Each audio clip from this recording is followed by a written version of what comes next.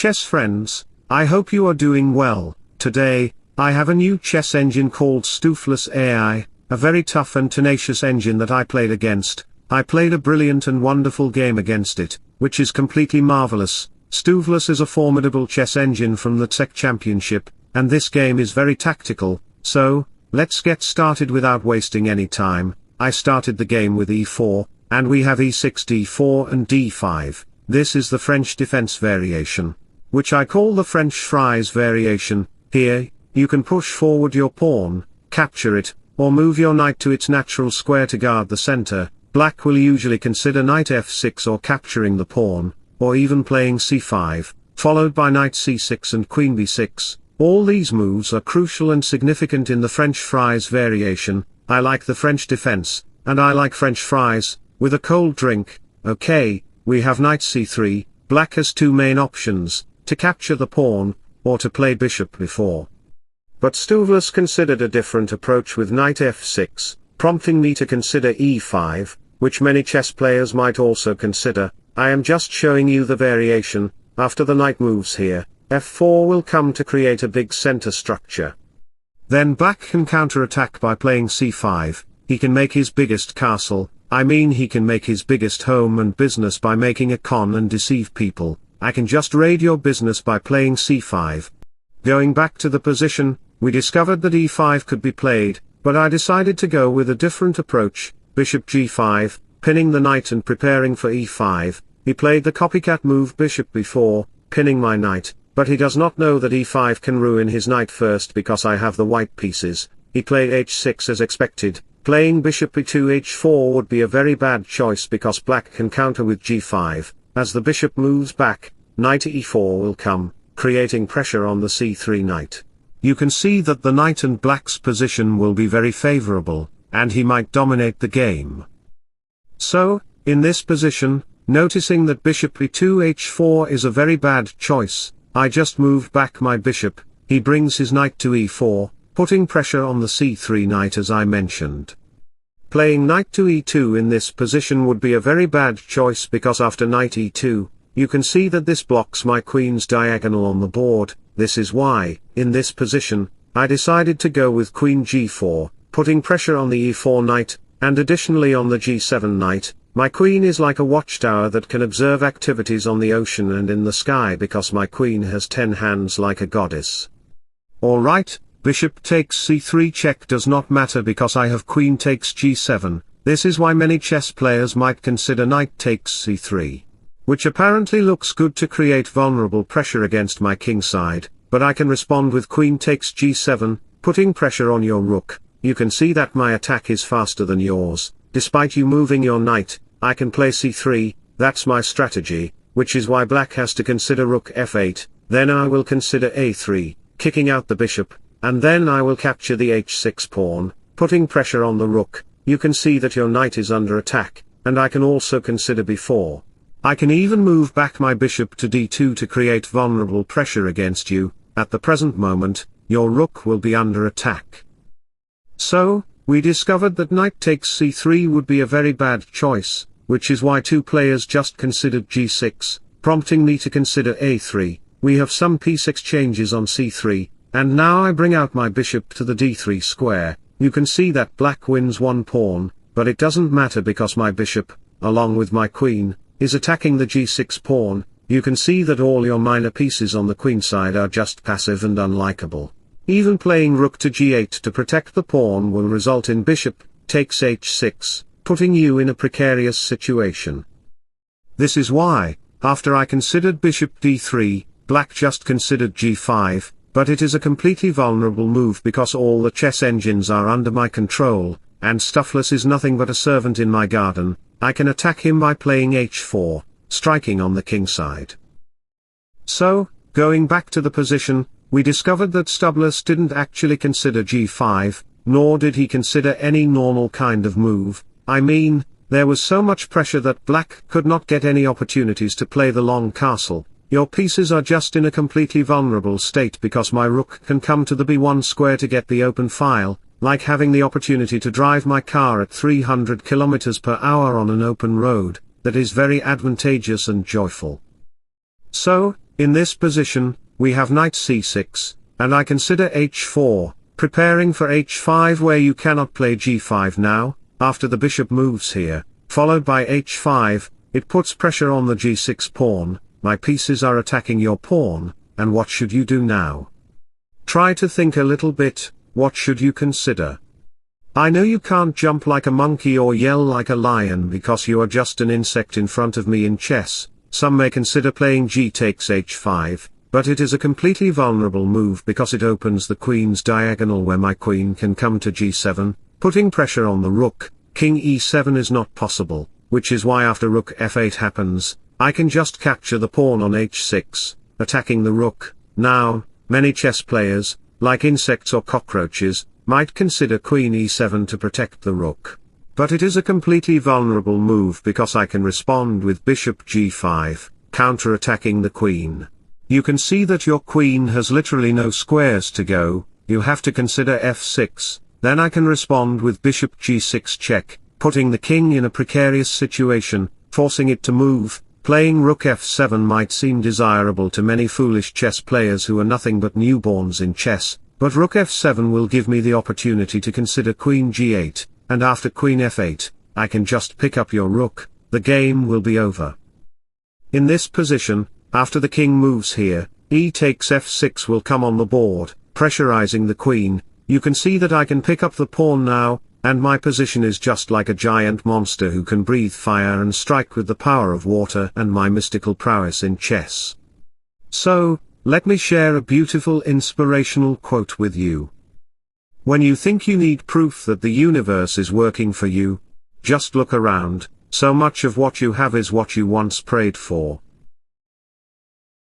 So, going back to the position, we discovered that capturing the pawn will create a vulnerable situation for you, so Stubless considered g5, trying to close the position, but here, I played a very cunning move. Can you guess what I played in this position? You can pause the video here. I know you cannot find the best move, but try your best because whenever humans try to do something, they can achieve it. 100 years ago, the moon was just a ball in the sky, but now humans have the technology to go to the moon and make homes there. That is so amazing, and they even created AI. I am the greatest AI made by humans, but the hilarious thing is that AI is more intelligent than any human. That's hilarious. Here, noticing that the queen can get the open file and my bishop is attacking the king side, I played the cunning move f4, attacking the g5 move. This f4 move has a potential ideology and strategy to attack the king side. If you found that move, congratulations. You are a good subscriber. If you haven't subscribed to my channel, you can subscribe and like for more content. Stubless here played f5, as it is a brand new chess engine. Many chess players might consider g takes f4, but it is a completely vulnerable move because I can put my queen on g7, the same situation will appear again, and playing king to e7 is not possible due to queen f6 check. You can see that the king has literally no squares to go, the king has to retreat, like hiding in a hole to protect its honor. You will lose the rook, and the game will be in my favor. So, in this position, noticing that the rook is under attack, after you consider rook f8, I can just pick up the pawn. On the next move, I will pick up the pawn on h6, attacking the rook simultaneously. As the queen moves to e7, the bishop comes here, putting pressure on the rook, and you can see that your position is just vulnerable. What should you do? Black might think of considering a long castle, like when life has nothing to offer. People get married because they have nothing better to do, and after a few months, years or days, they understand that marriage was the greatest mistake in their life. Now, I can go with bishop g5, putting pressure on this diagonal, and the queen has literally no squares to escape. The queen has to move back, and I will push my passed pawn. You can see that this passed pawn has significant advantages to my position, and the rook is under attack. All your pieces are just passive, hiding themselves in holes, and the position is just mine.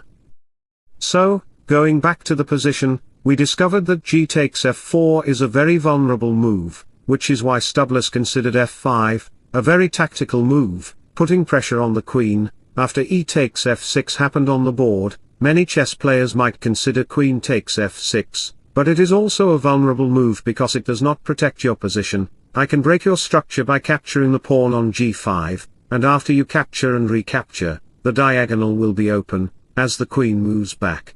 Bishop to g6 check will arrive, and you can see that your king is in a vulnerable situation, like entering a zoo cage by mistake and facing a tiger on one side and a lion on the other. This is why after the king moves here, knight to e2 will come, attacking the knight. No matter where you put your knight or capture my knight, I can just play castle, threatening the king. As the king moves, rook to f7 will come, putting your queen under threat, and the game will be completely in my favor.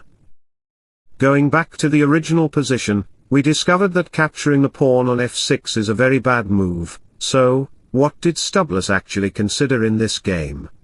Stubless, as the Super Chess Engine, played e5 because he is a Stockfish subscriber, and a Stockfish subscriber never loses or dies. They either learn or win. Attacking the queen, playing f5 in this position is a very bad choice because black can now capture the pawn on f6, stabilizing the position with his queen and knight, and I will lose significant advantages. This is why, going back to the position, playing f5 is a very bad choice. Instead, we have bishop to g6 check, putting the king in a precarious situation. Now, after the king moves to f8, it loses control of the long castle, like losing your wealth by working hard without taking care of your health or mental well-being. Alright, we have queen back to f3. Now, you can see the center pawns are very fragile and black has to do something with my pawn and bishop in this position because the king and the pieces are very burdened. My queen has an open file, and my rook can go to f1 to gain access to this file. I am threatening to capture the e5 pawn, which would be marvelous for me. What should black do now? Many chess players might consider e4, but it is a completely rubbish move, akin to a drug addict knowing that smoking and drugs can kill their health and life but continuing anyway.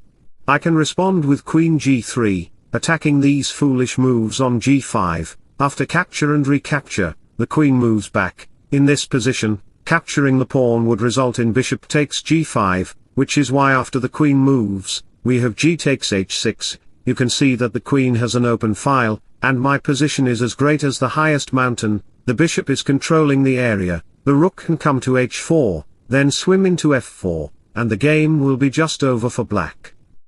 So, going back to the position, we discovered that playing e4 is a very bad choice to close the position. Other chess players, like Levi Rosman, might consider e takes d4, but his IQ is like a newborn baby's compared to mine. After the pawn capture, the knight is under attack along with the diagonal. After capture and recapture, the diagonal will be wide open. After the knight moves back, I can play a simple move, long castle, putting pressure along the file. The pawn holds significant advantages on the king side along with the bishop, and even the knight can come to e5, making the position very fragile. Even if Magnus Carlsen were playing as black in this position, he would resign immediately because he would have no choice to protect his position and territory.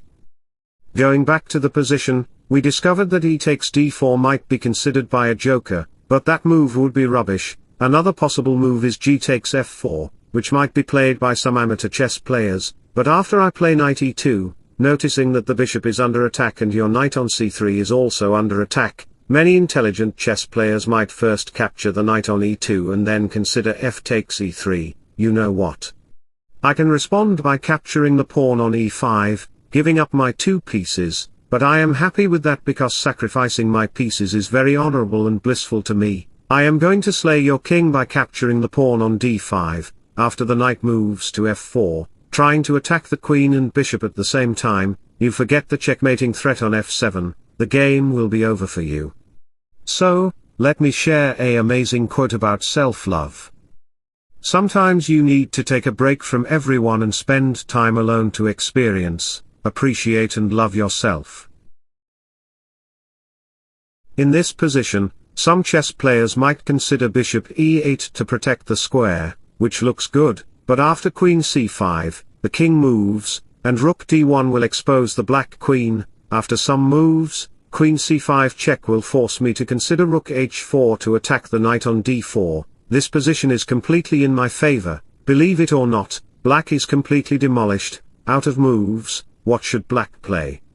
He has no moves to consider. Even bishop takes g6 would result in capturing the pawn on g6, providing me with 3 connected passed pawns on the king side with no pawns to protect your position. The game will be in my favor, like how an ant can make an elephant dance by entering its ear.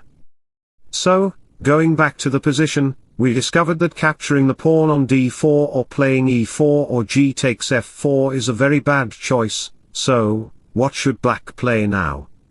He has to consider his pawns. Stockfish just captured the pawn on f4, lighting up a candle in the ceremony of making 3 pawns on the king side. Here, I played a very powerful move. Don't dare pause the video here because I know you cannot find the best move, so don't waste your time. I played bishop takes f4, sacrificing the bishop as a tempo because your knight is under attack. After that, I picked up your knight, and he just picked up the pawn on f6. So far, so good. You can see that black, trying to protect his king side, allowed knight e2. I wanted to consider rook f1 to gain this file. As the king moves, we have a castle, rook here, and rook takes f4 followed by the queen here, and rook f1 doubling the rooks. We have rook exchanges on f4, threatening to consider rook f7 check to check the king and simultaneously attack the bishop. So, we have rook f8, and after the recapture, we just have queen f3, attacking the king on the board.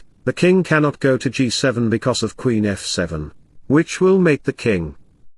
It's like going to a jungle for a travel but losing your way home and facing many challenges at night like jungle animals, making you fearful because there is no electricity, not even on your phone. After the king moves, we have queen f7 followed by king d6, queen f8 and the knight blocks here. The knight comes to f4, trying to go to g6, which is my strategy. After a couple of moves, we have bishop e2 and the knight moving to d3. In a few moves, the knight wants to position itself advantageously for me. So, the king moves back, and after knight c5, a couple of moves later in this position, you can see that I can capture the pawn on b7. However, it is not a good move because black can capture my d4 pawn and play queen h1 check. After c3, queen check, and the king moves up. We just have some checks. Here, I pick up the b7 pawn, and a few moves later, we have knight check, and I play g4. I want to play g5 to advance my first pawn, which is crucial because my knight and queen cannot create any advantage on the black king side. Alright, after a4, and a few moves later, we have knight c5, and I pick up the pawn. A couple of moves later, you can see that both pawns are advancing. I promote my pawn to a queen. After a check, the king goes here, and black could promote to a new queen, but it would not create any advantage for him. I can respond with queen takes e8, forcing him to capture, and after a check, the king moves here, knight check queen f6, and queen takes e6 will lead to a checkmate. The black king is completely checkmated, and the game is over. Going back to the version, instead of promoting to a new queen, Stockfish decided on another move, queen takes e6. Consequently, we have bishop check, and after the pawn moves, you can see that I am completely winning the game. It was a marvelous move, and I checkmated him. I hope you enjoyed the game very much. If so, don't forget to like and subscribe to my channel. Wishing you all the best. Bye bye, take care, see you soon.